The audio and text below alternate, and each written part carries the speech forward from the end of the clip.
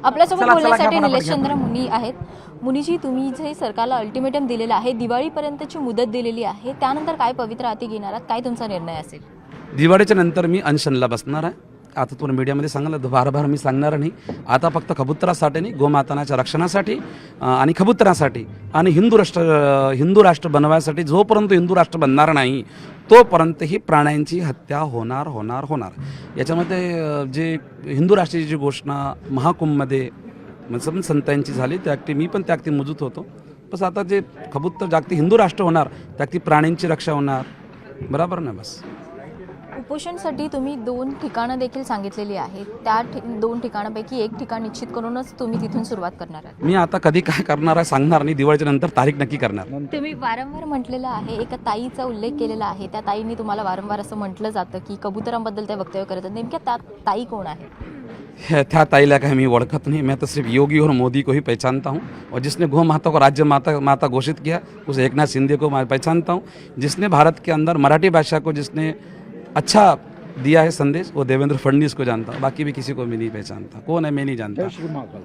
तुम्ही पक्षाची घोषणा केलेली आहे. हे जे बीएमसी इलेक्शन काही दिवसांवरती आहे ते तुम्ही माझा लढणार. पक्ष नाही आहे. देखो, सनातन धर्म सर्वेची पार्टी आहे. बहुजन विकास पार्टी जे आठवले साहेब चालवतात, मराठीची पार्टी शिवसेना चालवतात, जे चालवतात. आता जे पार्टी आहे हे जैन समाजाची पार्टी आहे. जैन समाजाचे नाही, शांतीदूत. ज्याला कबुतराशी प्रेम आहे, आमचं चिन्ह कबुतरच राहणार आहे. शांतीदूत आणि म्हणजे कबूतर. ज्या कबूतरमुळे कोणाला त्रास होत नाही तो शांतीदूत. या सभेमध्ये जी भाषणं झाली त्याच्यामध्ये वारंवार म्हटलं गेलेलं होतं की शस्त्र उचलणार आणि बघा, मी शस्त्राची भाषा नाही केली. आता माझ्या संघ मी एकटा नाही आहे. आता पुरा सनातन माझ्या संघ आहे. काय पुरा सनातन आहे ते त्यांच्याच त्या संतांची होता.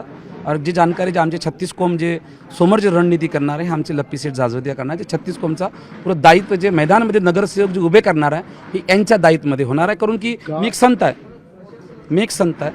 मी फक्त आशीर्वाद देणार. हे 36 कोम जे हमारे लप्पीसेठ जाजो अमरावतीने आलेले आहे, हिंदू राष्ट्रासाठी आम्ही एक 111 फुटाची आम्ही हनुमानची मूर्ती शोध केली आहे. आणि पुऱ्या भारतामध्ये आम्ही आता जो आमचं आंदोलन आहे गोमातासाठी 1.25 लाख हनुमान चालीसाचा आयोजन आम्ही कुलाबा संघमध्ये करत आहे. त्याचं जे पुरं दायित्व जे आहे हे आमचे लप्पीसेठ जाजोदिया यांच्याशी पोट आहे. मी एक संत आहे. उपदेश मी करणार, व्यवस्था हे लोक करणार. हे घेऊन घ्या ना यांच्याकडे. निलेश चंद्र मुनी यांच्याकडून अल्टिमेटम जे आहे ते ही जी सभा झालेली आहे त्याच्यामध्ये अल्टिमेटम देखील देण्यात आलेलं आहे. त्यामुळे पुढे यामध्ये काय होतं हे पाहणं नक्कीच महत्त्वाचं आहे. व्हिडिओ जर्नलिस्ट गणेश कदम सह स्नेहा जाधव, न्यूज 18 लोकमत, मुंबई.